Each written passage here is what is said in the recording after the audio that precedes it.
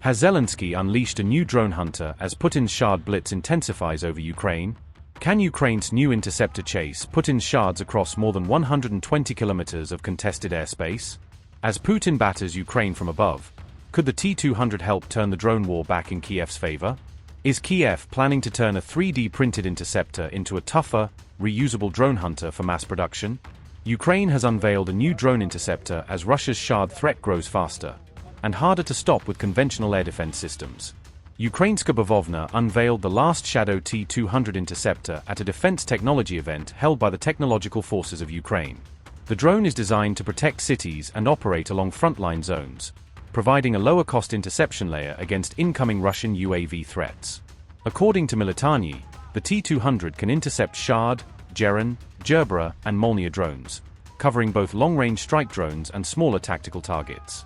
The T200 reached 122 kilometers in recent combat tests while maintaining a stable video link, substantially exceeding its originally stated operating range of 70 kilometers. The Last Shadow T200 has a maximum speed of 300 kilometers per hour, allowing it to rapidly close on slower Russian attack drones. Its practical operating ceiling reaches 5 kilometers, giving crews the ability to hunt targets flying above many lower-level mobile defenses. The Interceptor can remain airborne for 1 hour at cruising speed, allowing it to patrol or search for targets over wider defensive area. At higher speeds, its endurance falls to about 40 minutes, reflecting the fuel and battery trade-off needed for faster interception missions. The drone's initially stated operating range was 70 kilometers, though its recent combat test demonstrated a much longer potential flight distance.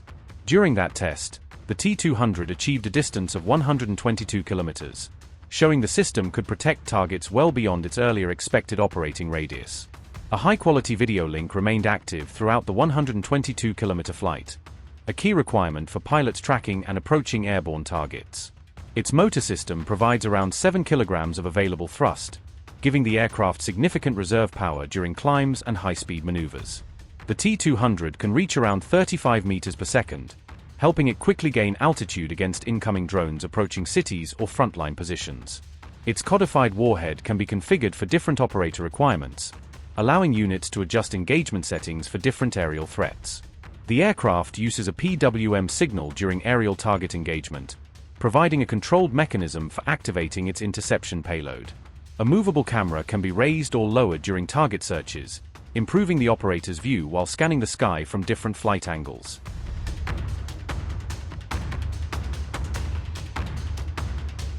The Interceptor also uses a movable camera to improve search and target acquisition, helping operators track threats before initiating the final intercept. Its video system can switch channels and frequency bands to counter Russia's Shtora spoofing system, which is designed to disrupt or manipulate drone video feeds.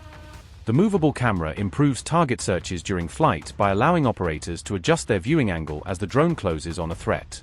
Operators can switch between different video channels if one live feed is disrupted, jammed, or affected by Russian electronic interference. Frequency bands can also be changed during missions, giving crews another way to preserve control and visual contact during an intercept. The feature is specifically designed to counter Russia's Shtora image spoofing, which can attempt to distort what an operator sees through the drone's camera. Automatic guidance is now being integrated into the Interceptor, moving the system toward faster and less pilot-intensive final engagements.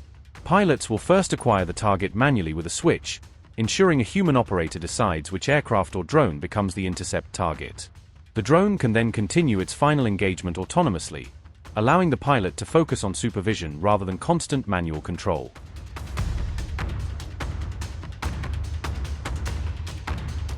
The airframe is currently 3D printed, allowing rapid local production, but the maker plans to shift toward mold manufacturing within several months. The change is expected to improve the drone's strength and allow it to be reused after landing, lowering the long-term cost of Ukraine's interception effort. Ukrainska Bavovna is also working to maximize the share of Ukrainian-made components, reducing exposure to foreign supply chain disruptions and export restrictions. The company offers joint research, testing, and maintenance services to international partners, positioning the T200 as a possible exportable counter-drone system.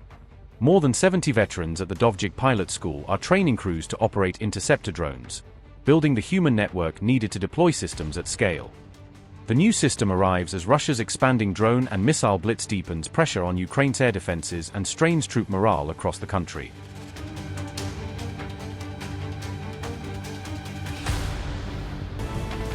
Putin's drone and missile blitz has left Zelensky facing a new troop morale crisis as Ukrainian soldiers report worsening conditions on the front. Ukraine's 121st Territorial Defense Brigade has reported shortages of food, water, and medicine while remaining deployed near the front line. The soldiers posted their appeal on Facebook on August 9th, according to the Kyiv Independent, highlighting their worsening conditions. Ukrainian soldiers in Zaporizhia Oblast said they had gone without rotation for 4 months despite prolonged frontline deployment. The unit said its troops arrived in April to relieve soldiers who had already spent 8 months deployed in the same area. The new Ukrainian unit was originally told that its frontline deployment would last only 1 month before another rotation was expected. But troops said constant Russian drone threats had made rotation and resupply extremely dangerous across the battlefield. Ukrainian soldiers said drones constantly watched the battlefield, turning exposed roads and supply routes into potential kill zones. The Ukrainian unit said its positions could only be supplied by drone because sending ground vehicles through the area was too dangerous. Platoon commander Anatoly Syshchuk said deliveries of food could take as long as a week to reach troops at their frontline positions. The Ukrainian commander said troops sometimes received no supplies for periods ranging from 3 days to an entire week. On one occasion, Platoon Commander Syshchuk claimed his troops went as long as 12 days without receiving a food delivery. The commander said his troops no longer had the strength or resources needed to continue holding their positions under such conditions. The unit has asked for safe passage and transport, so its exhausted troops can be evacuated from their current frontline positions. But Operational Command South said the soldiers would be rotated once the security situation allowed such a movement to take place. Ukrainian military rules limit the time troops should remain in frontline positions to 2 months, with rotation normally due after that period. But on a drone-dominated battlefield, soldiers can remain trapped in exposed positions and foxholes for months when rotation routes become too dangerous.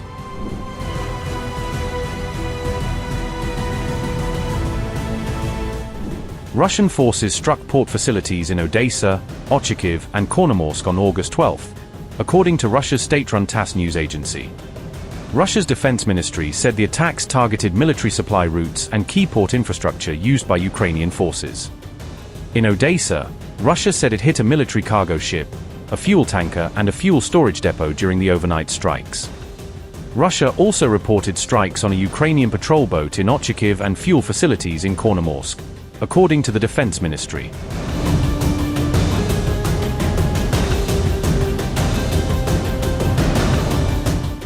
A Russian drone strike set a hardware store in Zaporizhia ablaze, according to regional governor Ivan Fedorov. Putin's attack also cut power to about 1,200 consumers, while emergency crews battled the fire following the drone strike.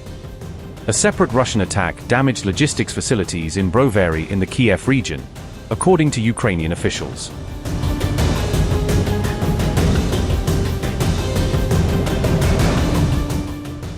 Ukraine carried out a large attack on Sevastopol that left parts of the Russian-occupied city without power. Sevastopol Governor Mikhail Razvozhayev said the attack damaged energy infrastructure and disrupted electricity supplies. Russian air defenses, aircraft, and mobile fire groups were deployed as Moscow attempted to counter the Ukrainian attack. Ukraine said 4 Russian warships were damaged in a separate strike targeting the Novorossiysk naval base. The damaged vessels reportedly included 2 frigates, along with Buyan M and Vasily Bykov class patrol ships. Zelensky called the Novorossiysk attack a unique operation targeting Russia's Black Sea Fleet. The Ukrainian president said Kyiv used Palyannitsia jet drones, Neptune missiles, and naval drones during the operation. Upgrade your news experience with the all-new HT app. Download now.